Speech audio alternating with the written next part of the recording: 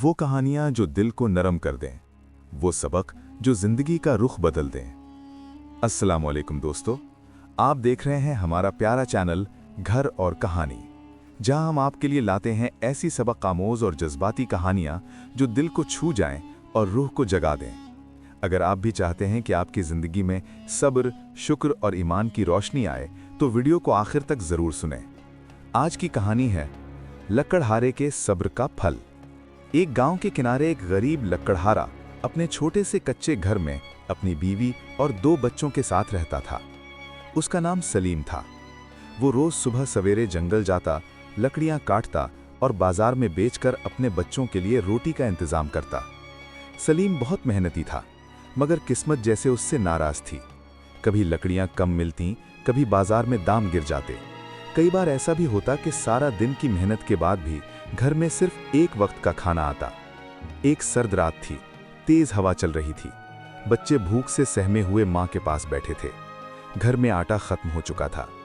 बीवी की आंखों में आंसू थे। सलीम, बच्चों ने कल से कुछ नहीं खाया, बीवी ने धीमी आवाज में कहा। सलीम ने आसमान की तरफ देखा। या अल्लाह, मैं हराम का लुक्मा नहीं खाऊंगा। तूने मुझे हाथ दिए हैं, मैं मेहनत करूंगा, बस सब्र दे दे।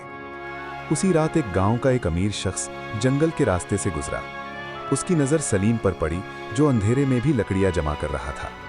अमीर शख्स ने तंजिया अंदाज में कहा, इतनी मेहनत करके भी क्या मिला? छोड़ो ये सब, मेरे लिए काम करो। थोड़ा झूठ बोलना होगा, कुछ नाप तोल में कमी करनी होगी, मगर पैसे बहुत मिलेंगे। सलीम के दिल में तूफान आया। बच्चों की भूख आंखों के सामने घूम गई, मगर उसने मजबूत लहजे में कहा, भूख बर्दाश्त कर लूंगा, मगर हराम का रिस्क नहीं। अमीर शख्स हंसकर चला गया और सलीम सर्द रात में भीगता रहा, मगर उसका ईमान नहीं भीगा। चंद दिन बाद सलीम शदीद बीमार हो गया, बुखार से कांप रहा था। घर में दवा के पैसे नहीं थे। बीवी ने आंसू पोंछते हुए कहा, काश आप उस अमीर आदमी की बात मान लेते।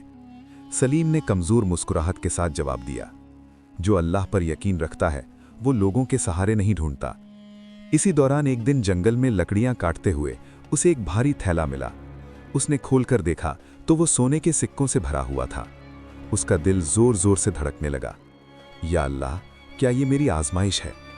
वो थैला उठाकर सीधा गांव के चौक में पहुंचा और ऐलान किया, किसी का सोने का थैला गुम हुआ है।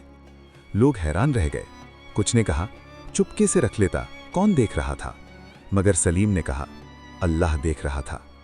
कुछ देर बाद एक बूढ़ा ताजिर रोता हुआ आया। बेटा, वो मेरा थैला था, मैं बर्बाद हो जाता। सलीम ने थैला उसके हवाले कर दिया। बूढ़े ताजिर की आंखों में आंसू थे। बेटा, तुमने मेरी जिंदगी बचा ली, तुम्हारा कर्ज कैसे चुकाऊं? सलीम ने सर झुकाकर कहा, मुझे कुछ नहीं चाहिए, बस दुआ कर दीजिए। चंद दिन बाद वही बूढ़ा ताजिर सलीम के घर आया। उसके साथ गाड़ियों में अनाज, कपड़े और दवाएं थी। सलीम हैरान रह गया। ताजिर ने कहा, मैंने अपनी सारी जिंदगी में बहुत लोग देखे, मगर तुम जैसा ईमानदार नहीं देखा। मैं शहर का बड़ा ताजिर हूं। आज से तुम मेरे कारोबार के निगरान हो। तुम्हारी ईमानदारी मेरी सबसे बड़ी दौलत है। सलीम की बीवी की आंखों से आंसू बहने लगे। बच्चे खुशी से बाप से लिपट गए। कच्चे घर की जगह पक्का घर बन गया। भूख की जगह सुकून आ गया। मगर सलीम का दिल वही सादा रहा। एक दिन उसने अपने बच्चों को पास बिठाकर कहा, बेटा, याद रखना, सब्र कभी जाया नहीं जाता। अल्लाह देर करता है, अंधेर नहीं। गांव के लोग जो कभी उसका मजाक उड़ाते थे, आज उसकी इज्जत करते थे। और वो अमीर शख्स, वो एक दिन खुद सलीम के पास काम मांगने आया। सलीम ने मुस्कुराकर कहा, मैं बदला नहीं लेता, मैं सिर्फ सबक लेता हूं।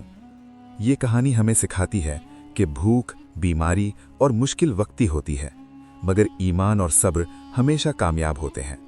अगर हम सच्चाई और हलाल रिस्क का रास्ता इख्तियार करें, तो अल्लाह ऐसी जगह से मदद भेजता है जहां से हम सोच भी नहीं सकते।